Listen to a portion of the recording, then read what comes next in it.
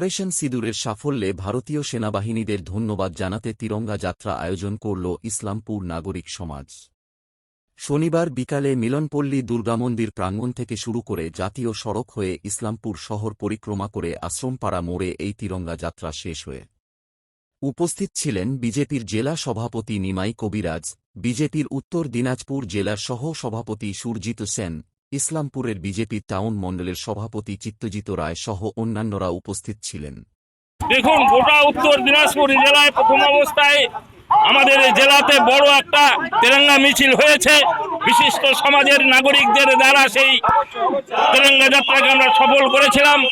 এখন প্রতিটি বিধানসভায় প্রতিদিন প্রতিনিয়ত আমাদের এই তেরঙ্গা যাত্রার মাধ্যমে পাকিস্তানকে উপযুক্ত শিক্ষা দেওয়ার লক্ষ্যে মায়ের সিঁদুর মুছে দিয়েছে। সিঁদুরের বদলা হিসাবে যে অপারেশন সিঁদুর হয়েছে, ভারতীয় সেনা বাহিনী পাকিস্তানের 130 কিলোমিটার ভিতরে ঢুকে সমস্ত সেনা ঘাঁটিকে, জঙ্গি ঘাঁটিকে ধ্বংস করেছে, এয়ারবেস ধ্বংস করেছে এবং সমস্ত জঙ্গিদেরকে নিপাত করবার চেষ্টা করেছে।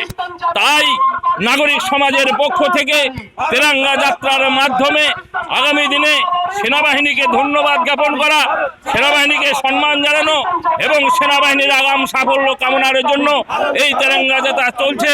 এবং আগামী দিনে গ্রামে গ্রামে গিয়ে এই তেরঙ্গা যাত্রা সেনাবাহিনীর প্রাক্তন কর্মীদের নিয়ে, সাধু সন্তদের নিয়ে, সমাজের বিশিষ্ট নাগরিকদের নিয়ে আমাদের এই তেরঙ্গা যাত্রা আগামী দিনে চলবে এবং সমস্ত মানুষকে দেশপ্রেমে আবদ্ধ করে জাতীয় জাগরণের মাধ্যমে, রাষ্ট্র চেতনার মাধ্যমে দেশকে রক্ষা করবার এবং সেনাবাহিনীকে দিয়ে উপযুক্ত পাকিস্তানকে শিক্ষা দেবার ব্যবস্থা হবে।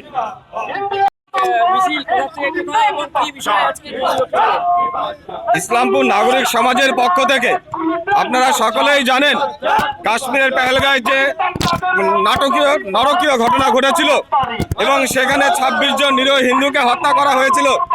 সেই ঘটনার পরিপ্রেক্ষিতে অপারেশন সিঁদুর এবং সিঁদুরের সাফল্যে আমরা ভারতীয় সেনাকে অভিনন্দন জানাতে এবং আগামী দিনে আমরা ভারতীয় সেনার সঙ্গে আছি, সেই উপলক্ষে আজকে আমাদের এই তিরঙ্গা যাত্রা।